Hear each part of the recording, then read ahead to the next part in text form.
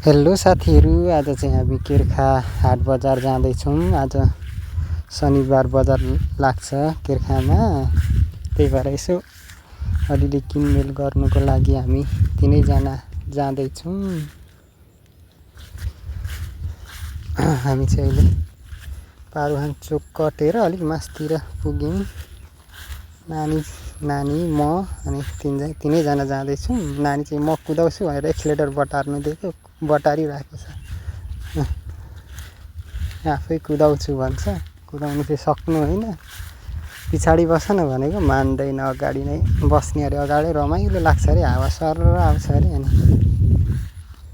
धानहरू पनि बाटोमा सुकाउनु पाउँदैन भन्छ, बाटैभरि सुकाइरहेको हुन्छ। बाइक चाहिँ धानमा पऱ्यो भने लडिन्छ। हरियाली छ मौसम, पानी परेर होला, बर्खाको सिजन हुन आँट्यो। नानी चाहिँ खुसी छ, हाई भनिदेऊ भन्दा हाई भन्छ। बोलेकै बाटोमा अलिक धेर बोल्छ हौ नानी। हामी चाहिँ जाँदैछौँ। बाटो चाहिँ सजिलो छ, पहिले त अप्ठ्यारो थियो यो बाटो। यो पिच गरेपछि चाहिँ धेरै सजिलो भएको छ। अहिले चाहिँ एकैछिनमा आइपुगिन्छ किर्खा पनि। 5-6 मिनेटमा हाम्रो तल समयगढबाट किर्खा बजार आइपुगिन्छ। नानी चाहिँ कुदाउँछु भनेर एकछिन छोडिदिएको, झन्डै लडायो।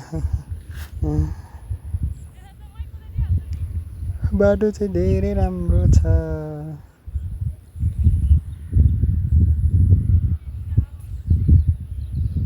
हरियाली, फुलबारी। यहाँ चाहिँ राई टोल अरे यहाँदेखि भित्र चाहिँ। अनि यहाँ चाहिँ सारङ्गी र मादलको बनाएर राखिदिनु भएको छ। ठ्याक्कै जसले पनि चिन्छ यति बनाइदिएपछि।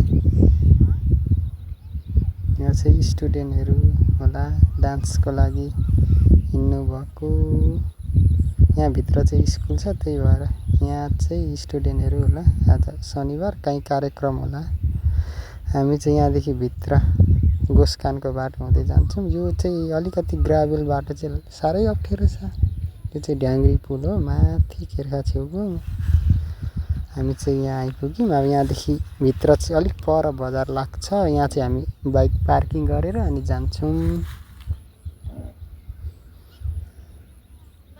बाई बाई भनिदेऊ।